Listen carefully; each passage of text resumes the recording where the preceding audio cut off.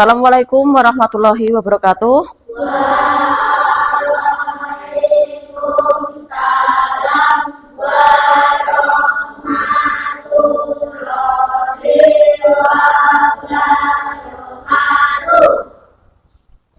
Hari ini semuanya masuk? Masuk. Sebelum kita memulai pelajaran, maka ketua kelas akan menyiapkan terlebih dahulu. Itu waktu siap doa mulai.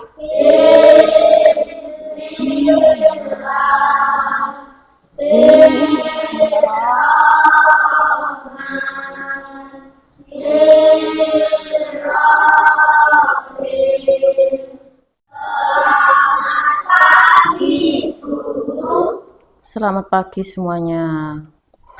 Hari ini kita akan mengenal tentang batik jumputan.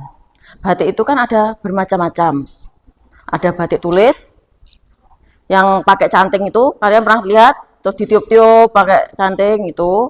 Ada juga batik cap, jadi dia pakai mesin dicap. Kalau batik cap itu polanya cenderung sama karena memang ada cetakannya, ya kan? Kalau batik tulis itu ada polanya dulu terus dibatik. Nah, hari ini kita akan mengenal tentang batik jumputan, melukis dengan ikatan. Batik jumputan juga dikenal sebagai batik ikat. Kenapa? Karena dalam proses pembuatan batik jumputan itu prosesnya kainnya diikat. Setelah kainnya diikat, itu nanti akan diberi pewarna tekstil atau pewarna alami, tergantung dia mau pakai pewarna tekstil atau pewarna alami. Di batiknya, kainnya yang masih putih itu dilipat, diikat, terus diberi warna. Karena ini tekniknya itu diikat dan dicelupkan ke pewarna atau disiram pewarna, maka tidak akan sama ketika kita, misal sekarang kita bikin batik ya, terus nanti bikin batik lagi padahal kita melipatnya sama. Warnanya yang dipakai warna-warna yang sama, tapi itu nanti tidak akan sama. Kenapa? Karena kita memakainya dengan membuatnya dengan dicelup dan diikat. Menyerapnya warna juga akan berbeda, nggak sama. Cara melipatnya mungkin lipatannya yang tadinya itu ada berapa lipatan, sekarang jadi berapa lipatan itu nanti juga bisa tidak sama. Nanti kalau sudah dicelup, dicelup warna, diikat, dicelup warna, setelah kering nanti kalau dibuka itu akan tercipta bentuk-bentuk atau pola-pola yang indah. Ikatan sebagai inti. Batik jumputan berfokus pada proses mengikat kain.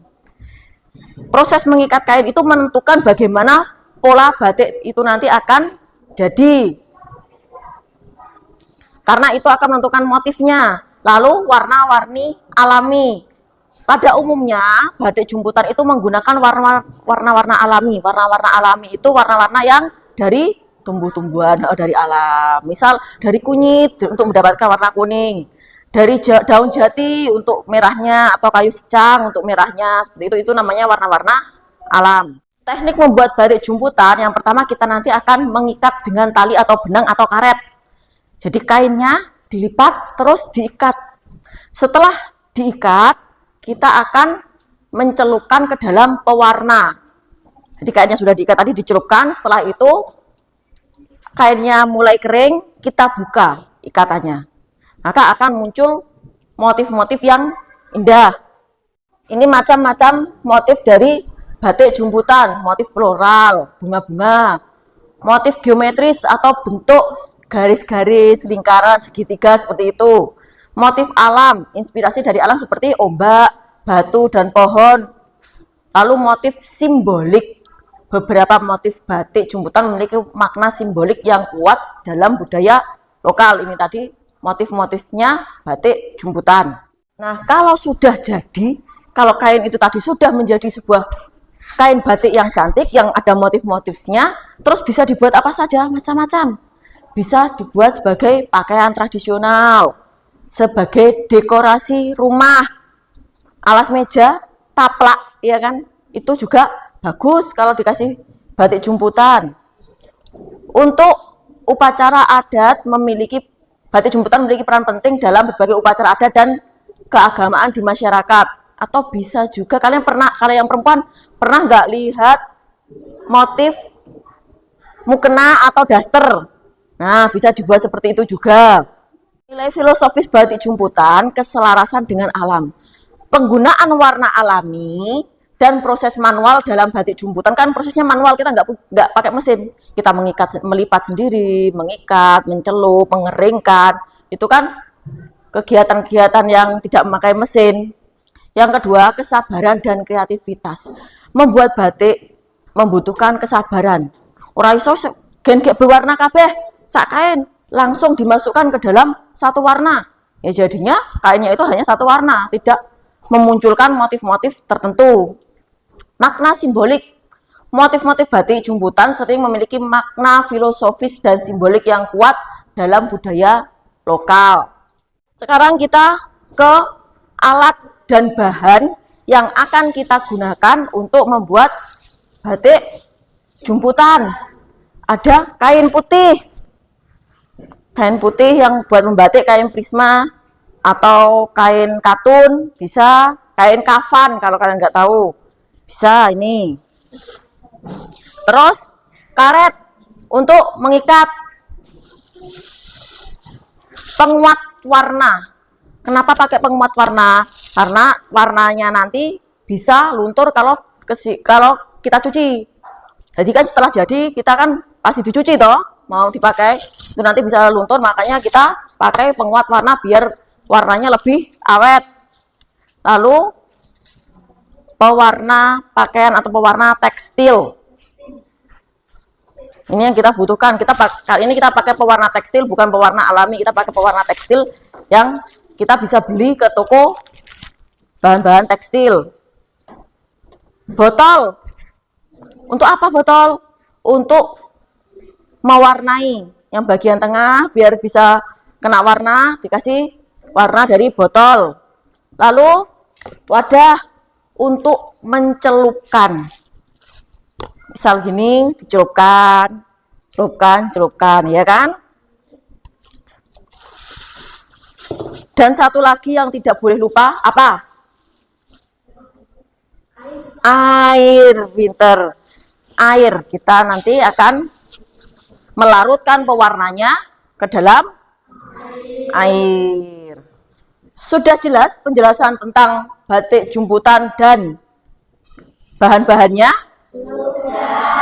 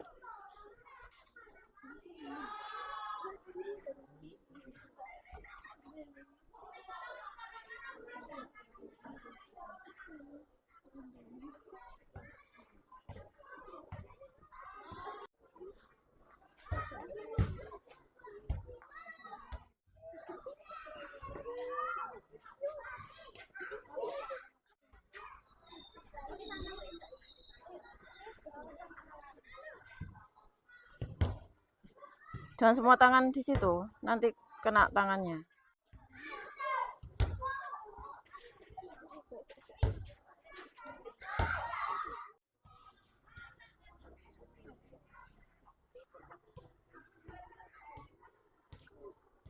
Kami dari kelompok 1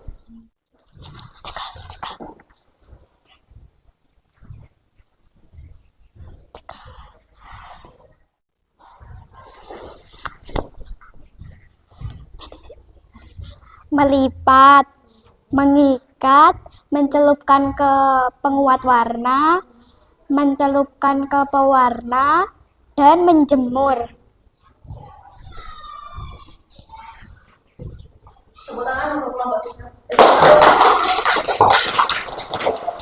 Kami dari kelompok 2.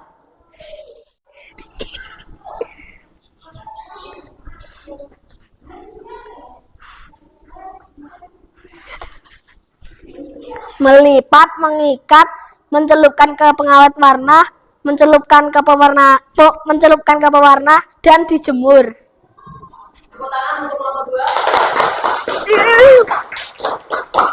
Kami dari kelompok 3.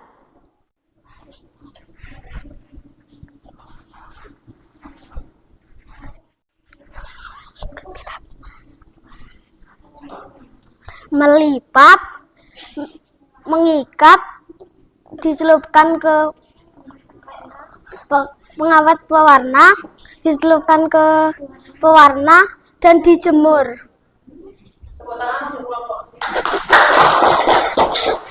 Minggu kemarin kalian telah membuat batik jumputan, ya kan? Masih ingat batik jumputan itu? Proses apa saja yang sudah kalian lalui dalam membuat batik jumputan kemarin itu?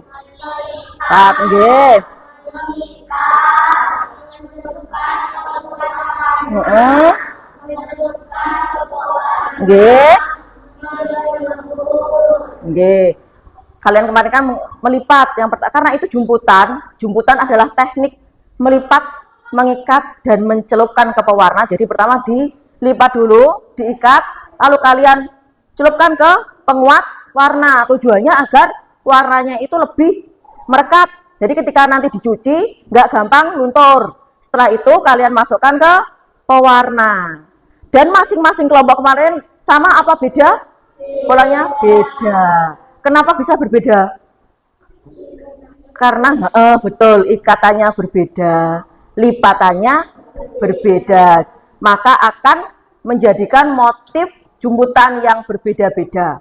Terus dari P5 kemarin yang kalian bikin batik itu, pelajaran apa yang kalian ambil? Bekerja sama. Karena itu merupakan suatu proyek, pekerjaan proyek, berarti kan kerjanya kelompok, nggak sendiri-sendiri. Kita kemarin nggak sendiri-sendiri, kalian kan dibagi menjadi 3 kelompok. Maka kalian bisa bekerja sama dengan temanmu, bergotong royong, tolong menolong. Itu yang dinamakan bekerja sama. Jadi dalam satu kelompok itu nggak boleh cuma 1-2 yang bekerja. Kalian namanya satu kelompok, ya harus bekerja sama dalam satu kelompok itu.